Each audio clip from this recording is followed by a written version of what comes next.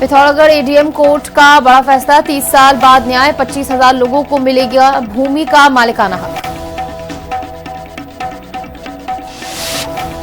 रुड़की में voter list के पुनरीक्षण पर बवाल, पूरी तरह गरमाई सियासत, काजी निजामुद्दीन ने सरकार को जमकर घेरा।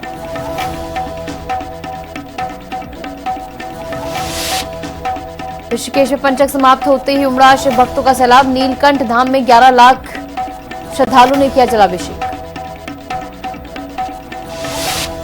मसूरी में बारिश से मची तबाही, एसडीएम आवास पर टूटा पहाड़, दीवार तोड़ सीधे कमरे में घुसी भारी चट्टान।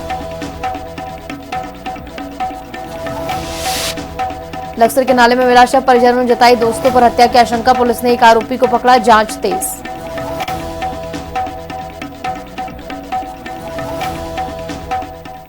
नमस्कार, मैं हूं आपके साथ निशो शर्मा और आप देख रहे हैं हिंदी खबर बुलेटिन की शुरुआत कर रहे हैं। रुद्रप्रयाग में मध्य महेश्वर धाम की यात्रा श्रद्धालुओं के लिए खतरे का सबब बनी हुई है।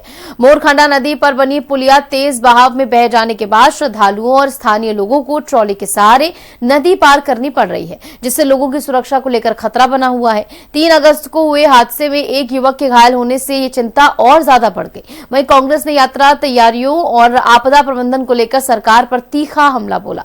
देखिए रिपोर्ट। ट्रॉली के सहारे यात्री पार करते नदी, मध्य महेश्वर धाम यात्रा जोखिम भरी, धामी सरकार पर कांग्रेसी जमकर बरसे, मध्य महेश्वर की यात्रा भगवान भरोसे। रुद्रप्रयाग में मध्य महेश्वर धाम की यात्रा इन दिनों बेहद जोखिम से भरी हुई है। साल 2013 की आपदा में मोरखंडा नदी पर बना पुल बहने के बाद नदी पार करने के लिए अस्थायी पुलिया बनाई जाती है, लेकिन इस साल अस्थायी पुलिया भी तेज बहाव में बह जाने के बाद श्रद्धालुओं और स्थानीय लोगों को ट्रॉली के सहारे नदी पार करनी पड़ रही है। सावन महीने में श्रद्धालुओं की बढ़ती संख्या के चलते ट्रॉली के दोनों ओर लंबी लंबी कतारें लग रही हैं और लोगों को घंटों इंतजार करना पड़ रहा है। वहीं लोगों की जान को भी खतरा बना हुआ है। 3 अगस्त को ट्रॉली में बैठने के दौरान एक श्रद्धालु अचानक धक्का लगने से असंतुलित होकर नदी में गिर गया। मौके पर मौजूद लोगों ने घायल श्रद्धालु को रेस्क्यू किया और उसे इलाज के लिए गंभीर हालत में अस्पताल भेजा। इस दौरान वहां मौजूद यात्रियों ने हादसे का वीडियो सोशल मीडिया पर डालकर बताया कि ट्रॉली के पास कितना खतरा बना हुआ है। इस घटना के बाद श्रद्धालुओं और स्थानीय लोगों की चिंता और बढ़ गई है। वहीं इस मामले को लेकर कांग्रेस ने यात्रा व्यवस्थाओं और आपदा प्रबंधन को लेकर धामी सरकार पर निशाना साधा है। कांग्रेस का कहना है कि 4 धाम यात्रा व्यवस्थाओं को लेकर बड़े बड़े दावे करने वाली धामी सरकार श्रद्धालुओं और तीर्थयात्रियों की जान जोखिम में डाल रही है। वहीं इस समस्या के समाधान की बजाय धामी सरकार में कैबिनेट मंत्री खजान दास यात्रियों से फिलहाल मध्य महेश्वर धाम की यात्रा नहीं करने की अपील कर रहे हैं। सरकार का व्यवस्थाओं पर नियंत्रण का कोई मतलब नहीं है। अभी मोरखंडा में केदार यात्रा मार्ग पर एक पुलिया बह गई थी। वो पुलिया बहने के बाद ठीक नहीं हो पाई और लोग अपनी जान जोखिम में डालकर ट्रॉली से सफ़र कर रहे हैं और ट्रॉली में भी एक व्यक्ति गिर गया था, उसको बड़े मुश्किल से रेस्क्यू किया गया। और 4 धाम यात्रा में अव्यवस्थाओं का इतना बड़ा संकट आ गया है कि 4 धाम यात्री हैं, आम जनता है, उनकी जान जोखिम में है। सब जानते हैं कि मानसून के अवसर पर इस तरह की घटनाएं होती हैं, परंतु सरकार की व्यवस्थाओं पर नियंत्रण ना होना लोगों की जान से खिलवाड़ है, ये हमारा मानना है। देखिए, मैं कहना चाहूँगा कि मध्य महेश्वर जी जो एक कठिन यात्रा होती है, पहले भी कठिन ही थी, किंतु आजकल चतुर्मास में बहुत बड़ी दिक्कतें आ रही है, लैंडस्लाइड हो रहे हैं, दिक्कतें आ रही है, रोडें अवरुद्ध हो रही है। इसलिए मैं तो विशेष निवेदन करूंगा कि यात्रियों को संभल करके चलना चाहिए, देख करके चलना चाहिए और साथ साथ में रिस्क नहीं उठाना चाहिए। ऐसे मौसम में जब मौसम सितंबर के बाद थोड़ा सा ठीक हो जाएगा तो तभी जाएं, परंतु रिस्क उठाने की अभी आवश्यकता नहीं, क्योंकि जिस प्रकार से समय समय पर अलर्ट किया जा रहा है मौसम विभाग के द्वारा, वो खतरे से खाली नहीं है। इसलिए अपने जान को जोखिम में न डालें, इसलिए यात्रा संभल करके करनी चाहिए। 2013 की आपदा में बहे पुल की जगह 13 साल बाद भी स्थायी पुल का निर्माण नहीं हो पाया है। हर साल बनने वाली अस्थायी पुलिया नदी के तेज बहाव में बह जाती है, जिससे मध्य महेश्वर धाम जाने वाले यात्री और स्थानीय लोग जान जोखिम में डालकर ट्रॉली के सहारे नदी पार करते हैं। और इस समस्या के समाधान की बजाय मंत्री यात्रियों को फिलहाल यात्रा नहीं करने की सलाह दे रहे हैं। ऐसे में साफ है कि मध्य महेश्वर धाम जा रहे लोगों की यात्रा भगवान के ही भरोसे है। रुद्रप्रयाग से संवाददाता प्रवीण रावत और देहरादून से दीपिका भंडारी और शुभांगी भट्ट के साथ ब्यूरो रिपोर्ट, हिंदी खबर। कृषि मंत्री गणेश जोशी ने अपने कैंप कार्यालय में आयोजित दैनिक जन सुनवाई के दौरान फरियादियों की समस्याएं सुनी। इस दौरान बड़ी संख्या में लोगों ने शिक्षा, स्वास्थ्य, सड़क, बिजली, पेयजल, पेंशन से जुड़ी समस्याएं मंत्री के समक्ष रखी। कृषि मंत्री गणेश जोशी ने हर फरियादी की समस्या को गंभीरता से सुनते हुए कई मामलों का मौके पर ही समाधान कराया।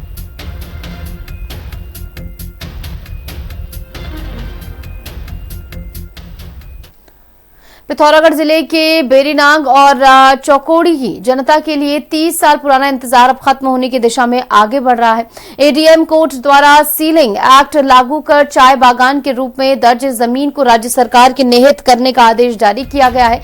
कोर्ट के इस फैसले से करीब 25,000 स्थानीय निवासियों में मालिकाना हक मिलने की उम्मीद जग गई है और पूरे क्षेत्र में खुशी की लहर दौड़ पड़ी है। स्थानीय लोगों और जनप्रतिनिधियों ने इस निर्णय के लिए सीएम पुष्कर सिंह धामी और पूर्व सीएम भगत सिंह कोश्यारी का आभार जताया।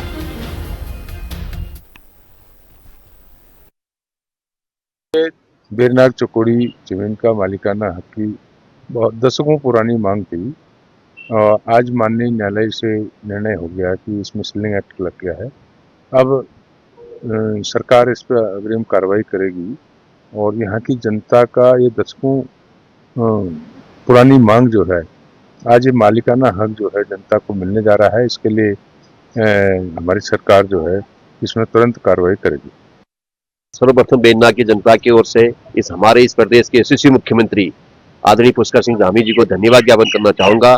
उनके जो दृढ़ इच्छा शक्ति के रूप ये निर्णय हुआ है और इसके साथ साथ ही इस प्रदेश के पूर्व मुख्यमंत्री और महाराष्ट्र के पूर्व राज्यपाल हम सबके नेता आदरणीय भगत सिंह कोश्यारी जी का मैं विशेष धन्यवाद करना चाहता हूं कि उनके मार्गदर्शन में ही ये सब संभव हो पाया।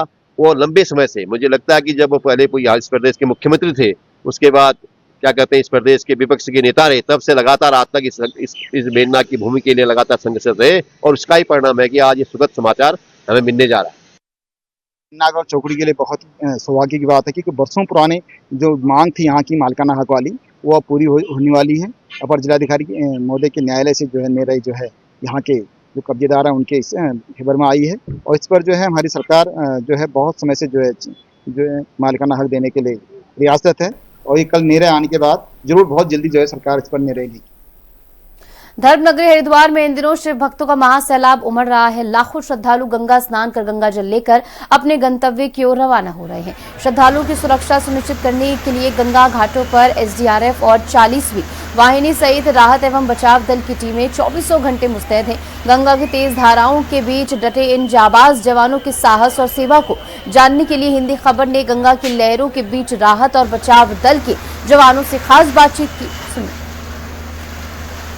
और मेला 2026 का छठा दिन है। वहीं बात करें लाखों की संख्या में जो श्रद्धालु हरिद्वार पहुंच रहे हैं, वहीं बात करें जो मेन भूमिका रहती है एसडीआरएफ और जल और एनडीआरएफ की रहती है क्योंकि राहत बचाव कार्य यही करते हैं। और उसमें बात करें मेरे साथ यहाँ पर अधिकारी एसडीआरएफ के अधिकारी किस तरह की व्यवस्था रहती है, किस तरह लोगों को बचाते हैं सर, किस तरह की सूचना रहती है, किस तरह लोगों को बचाया जाता है? यहाँ पर कांवड़ मेले के दृष्टिगत हमारी कई घाटों में ड्यूटियां लगाई गई हैं, जैसे प्रेमनगर हो गया, हमारा बैरागी कैंप हो गया कांगड़ा घाट में।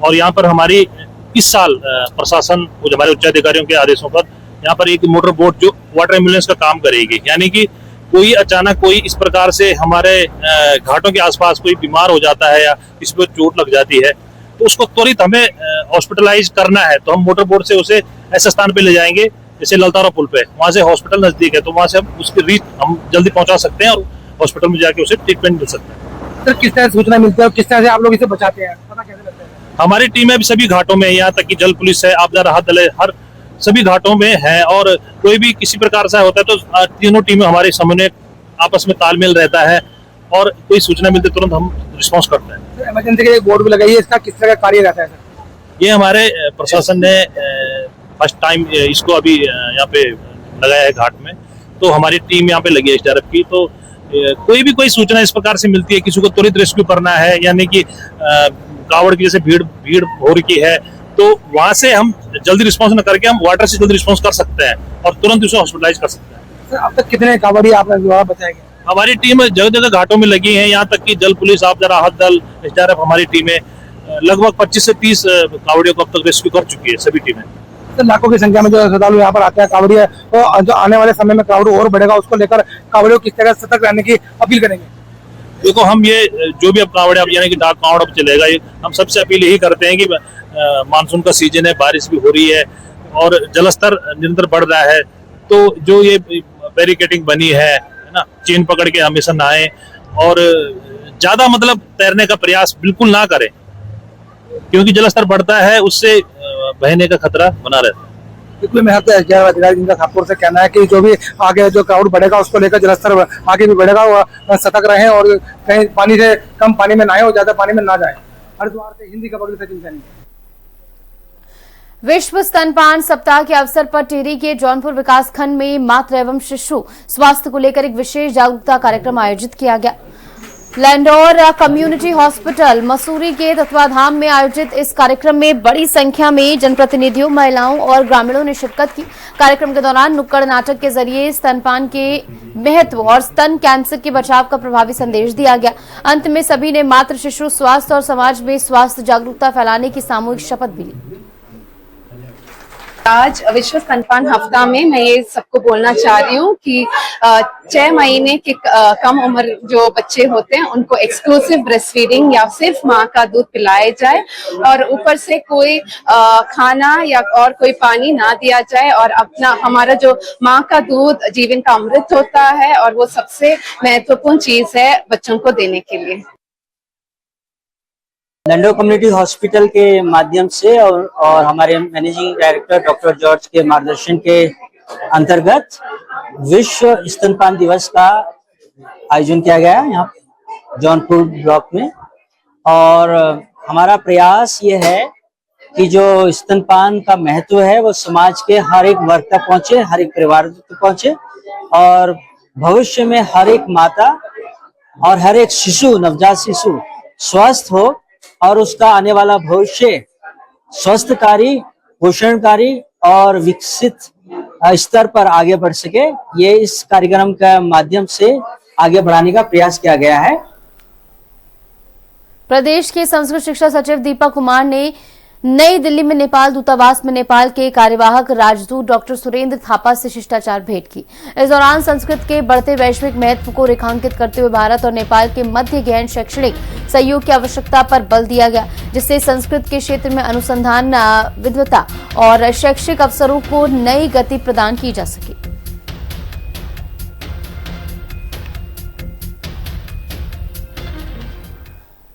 टिहरी की वरिष्ठ पुलिस अधीक्षक श्वेता चौबे ने थाना छाम और क्षेत्र की पुलिस चौकियों का आकस्मिक निरीक्षण कर व्यवस्थाओं का जायजा लिया। इस दौरान उन्होंने प्रस्तावित नए थाना भवन की भूमि का निरीक्षण करते हुए निर्माण प्रक्रिया में तेजी लाने के निर्देश दिए। एसएसपी ने कानून व्यवस्था, जन शिकायतों के निस्तारण और कांवड़ यात्रा की सुरक्षा व्यवस्थाओं की भी समीक्षा की। वहीं गौरा टीम के जागरूकता अभियान से प्रभावित छात्राओं ने थाना पहुंचकर महिला पुलिस का आभार जताया।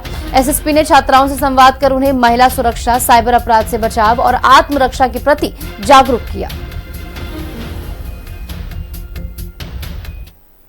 उत्तराखंड में खेल प्रतिभाओं को बड़ा मंच देने की तैयारी तेज हो गई है। टिहरी में खेल महाकुंभ 2026 के तहत आयोजित होने वाली मुख्यमंत्री चैंपियनशिप ट्रॉफी की तैयारियों को लेकर समीक्षा बैठक हुई। मुख्य विकास अधिकारी वरुणा अग्रवाल ने सभी विभागों को समयबद्ध तैयारियां पूरी करने के निर्देश दिए। प्रतियोगिताएं सितंबर से अक्टूबर तक चरणबद्ध तरीके से आयोजित होंगी, जिनमें अंडर 14, अंडर 19 महिला, पुरुष और दिव्यांग खिलाड़ी भी हिस्सा लेंगे। न्याय पंचायत से लेकर राज्य स्तर तक प्रतियोगिताएं आयोजित की जाएंगी। खेल स्थलों पर स्वास्थ्य सुविधाएं, एम्बुलेंस और फर्स्ट एड की व्यवस्था सुनिश्चित करने के भी निर्देश दिए गए हैं।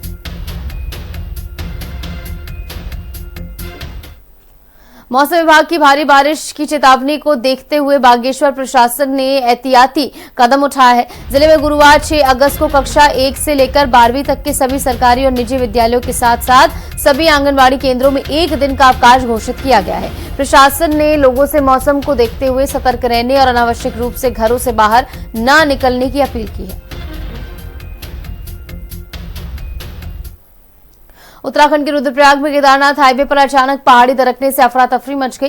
गुप्तकाशी के विद्याधाम के पास देखते ही देखते पहाड़ी का एक बड़ा हिस्सा भारी मलबे और बोल्डरों के साथ सड़क पर आ गया। गनीमत रही कि हादसे में कोई हताहत नहीं हुए और लेकिन हाईवे पर वाहनों की लंबी कतारें लग गई। हालांकि सूचना मिलते ही पहुंची प्रशासन की टीम ने जेसीबी से मलबा हटाकर मार्ग बहाल कर दिया।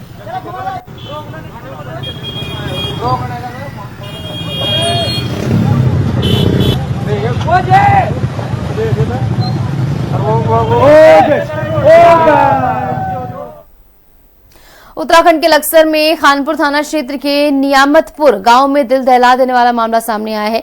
नाले में डूबने से 22 वर्षीय युवक उदित की संदिग्ध परिस्थितियों में मौत हो गई। परिजनों ने संगीन आरोप लगाते हुए इसे हादसा नहीं बल्कि हत्या करार दिया है। घटना के बाद से एक साथी फरार है, जबकि दूसरे युवक को ग्रामीणों ने पकड़ पुलिस के हवाले कर दिया। पुलिस ने शव को पोस्टमार्टम के लिए भेजकर मामले की पड़ताल शुरू कर दी है। उसे यहाँ बुला रखा था जी, और यहाँ पहले दारू पिया उसे, फिर दारू में कुछ मिलाया गया दिया गया उसे, फिर यहाँ इसमें पानी में फेंक गया वो। मैंने बहुत पूछा है यहाँ का, मुझे सिर्फ ने बताया कि नू को गया वो, मतलब गांव में जा लिया। मैंने मेरे भी उनके दो चार मेरे, उन्होंने जब भी कुछ नहीं बताया, सांझ तक भी कुछ नहीं बताया, जब भी नहीं कहोगे एक गाँव में जा लिया नू को रास्ते को। घटना के जो स्थल पर आए थे, भाई आए थे यहाँ पर, और दूसरी बड़ी बात यह है कि जो भाई है वो भतीजा मेरा है ना, जो उदित, जिसे उदित सिंह भी कहते हैं। दूसरा यहाँ पर जैसे मुझे मालूम हुआ 5 बजे के आसपास मालूम हुआ है। उस समय जब मैंने देखा कि ऐसे ऐसे घटना हुई है और वो डूब गया, मुझे डूबने का पता लगा। बाद में सारी सिचुएशन जब बात आई तो वो कहीं यहाँ से खाना पीना कर रहे होंगे। 2 लड़के थे और जो पहले भी जेल जा चुके हैं, और जो जेल गए लड़के, उन पर गाँव वाले भी थोड़ा सा ऐसा करते हैं कि वे बच्चे उत्पाती है गाँव के, ऐसा बताया गया है। मैं गांव में नहीं रहता हूं, लेकिन हाँ गांव वालों से ही जानकारी मिली कि वे बच्चे उत्पाती है। और बाद में जब पता लगा, उन लोगों ने ये कहा कि उसकी वो डूब गया यहाँ पर, और डूबने के बाद में पहले तो उन्होंने कहा डूब गया, फिर कह रहे खेत के में चला गया, फिर कह रहे गन्ने खेत में, कोई छेरी के खेत में बोल रहा है। उन्होंने सही रास्ता नहीं दिया। कल की घटना है। कल लगभग 5 बजे के आसपास पुलिस को सूचना आई थी कि इस तरह से एक व्यक्ति जो है वहां नाले में, बरसाती नाले में गिरा पड़ा हुआ है। तो जिस पर पुलिस वहां पहुंची थी, तो तब तक गांव वाले जो है उस व्यक्ति को वहां से निकाल के ले गए थे, निजी अस्पताल में ले गए थे। ज्ञात हुआ है कि 3 लोग, ग्राम नियामतपुर पड़ता थाना खानपुर में, तो वहां 3 लोग आपस में खाने पीने के बहाने जंगल की तरफ गए थे। वहां उन्होंने अपनी कुछ पार्टी वार्टी की, कुछ अल्कोहलिक पदार्थों का सेवन करने के उपरांत वहां उनके साथ क्या घटना घटी ये पता नहीं है। लेकिन बाद में ज्ञात हुआ कि जब गांव वालों को पता चला कि एक व्यक्ति उनमें से नहीं मिल रहा है, तो उनकी ढूंढ खोज की गई। तो उसके बाद जो है ग्रामीणों ने उसको पानी से, कथित रूप से पानी से निकाल करके एडमिट करवाया था, जहां डॉक्टरों ने उसे मृत घोषित कर दिया। चंपावत जिले के सीमल खेत क्षेत्र में अल्मोड़ा निवासी जीत सिंह को खेत में छिपे हुए जंगली सुअर ने अचानक हमला कर गंभीर रूप से घायल कर दिया। ग्रामीणों ने शोरगुल मचाकर सुअर को भगाया। इसके बाद ग्रामीण घायल जीत सिंह को वाहन के जरिए लोहाघाट उप जिला अस्पताल लाए, जहां प्राथमिक उपचार के बाद ग्रामीणों ने वन विभाग से जंगली सुअरों के आतंक से निजात दिलाने और घायल व्यक्ति को मुआवजा देने की मांग की है। नाम की 43 साल का व्यक्ति है, जो कि दसोला बड़ियार अल्मोड़ा डिस्ट्रिक्ट से आया है, और लगभग 1 घंटे पहले हमारे पास आया था और थोड़ा अनकॉन्शियस था। लेकिन अभी इसको primary treatment emergency medical officer doctor Karan द्वारा दिया गया, और इसका हाथ भी फटा हुआ है, जिसको जो हमारी सेकंड उंगली जो होती है उसके बीच में पूरा फटा हुआ है, जो उसको हमने पूरा प्राइमरी ट्रीटमेंट दे दिया है, इंजेक्शन रेबीज सारी चीज़ें दे दी हैं। एक बार सर्जरी ओपिनियन के लिए हम उसको एक बार चंपावत भेजें। स्थिति ठीक है, नॉर्मल है, कॉन्शियस है, बातचीत कर रहा है, सब कुछ बता रहा है, ठीक है। ये अपने घर से सुबह मॉर्निंग में दुकान की तरफ आ रहा था। आधा किलोमीटर से पहले इसकी दुकान पड़ती है, तो खेतों से जंगली सुअर आया तो इसके ऊपर अचानक हमला कर दिया। ये अपने बचाने के चक्कर में वहीं पत्थरों में, ये रोड़े ओड़े में गिर गया, बड़े पत्थरों में, उसमें चोट पटक भी लग गई। सुअर ने फाड़ 2-3 जगह 4 जगह जो है फाड़ फूड़ के अपना वो दांत लगा के जंगल की तरफ अपना भाग गया, इसको घायल कर दिया। हमें जब पता चला तो मालूम चला, देखा दूंगा, तुरंत गाड़ी में बैठा के लोहाघाट ले आया। 6:30 बजे हुई है, ये घर से दुकान की तरफ जा रहा था, तो झाड़ी से सुअर ने इस पर हमला कर दिया। करते हैं? ये बिरयानी कहते हैं, तसल्ली बाजार में बिरयानी आता है। तो चोट आई है, अभी तो हॉस्पिटल लेके आए हैं। हॉस्पिटल में एक्सरा हो रहा है, खुली घाव भी है 3-4, बंद चोट का भी एक्सरा में पता चलेगा। खतरा ही है। वन विभाग से कहेंगे, क्या कहना चाहते हैं कि अब सुअर का आतंक सारे गाँव में हो ही रखा है। देहरादून में प्रदेश कांग्रेस मुख्यालय में एसआईआर कंट्रोल रूम की शुरुआत की गई है। कांग्रेस का दावा है कि इस कंट्रोल रूम के जरिए पूरे प्रदेश में मतदाताओं की शिकायतें और समस्याएं जुटाई जाएंगी ताकि कोई भी पात्र मतदाता अपने मतदान के अधिकार से वंचित न रहे। वहीं कांग्रेस ने जिला और महानगर स्तर पर 10-10 सदस्यीय एसआईआर निगरानी समितियां भी गठित करने का फैसला लिया है।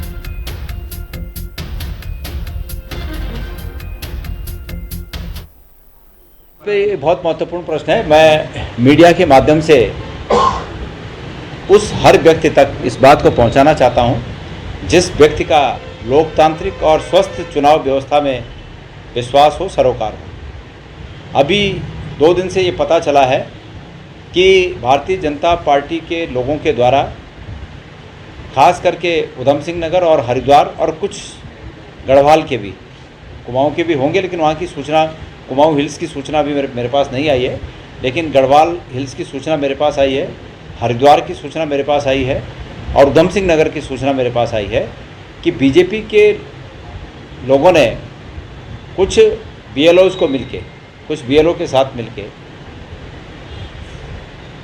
फॉर्म्स हाथ भरे और कुछ जेन्युइन मतदाताओं के नाम काटे गए। हरिद्वार में सावन में करोड़ों की संख्या में कांवड़ियों गंगा जल लेकर जो है अपने गंतव्य की ओर रवाना हो चुके हैं। हर साल की तरह इस वर्ष भी एसडीआरएफ की टीम में एक निःशुल्क चिकित्सा शिविर कैंप लगा रही है, जिसमें सभी श्रद्धालु की मुफ्त में जो है उन्हें उनका इलाज किया जा रहा है, उपचार किया जा रहा है और दवाइयां भी प्रदान की जा रही हैं। पर हमने पिछले कई सालों की बात इस बार भी अपना एक मेडिकल कैंप लगाया एसडीआरएफ की तरफ से। यहाँ पर जो भी कावड़े आ रहे हैं जिनको थोड़ा हल्की परेशानी हो रही है, कुछ भी तकलीफ हो रही है, तो हमारे कैंप में आ रहे हैं, उस प्रकार की मेडिसिन ले रहे हैं। यहाँ तक कि कुछ लोगों को चोट भी लगी है, उस पर हमारे द्वारा ट्रीटमेंट किया जा रहा है, पट्टी की जा रही है। और इस तरह से कोई भी बोला, किसी प्रकार की तकलीफ बोला तो उसको हम मतलब कि बोल के भी उसको जो अभी जो कार्य हमारे यहाँ पे कैंप स्टेब्लिश हुआ है, तो लगभग हमारे यहाँ पे 50-60 बोले अब तक इसका उपचार ले चुके हैं या मेडिसिन ले चुके हैं। पहाड़ों में लगातार हो रही बारिश आफत बनकर बरस रही है। मसूरी में एसडीएम कार्यालय परिसर स्थित सरकारी आवास पर अचानक पहाड़ का एक बड़ा हिस्सा भरभरा कर गिर गया।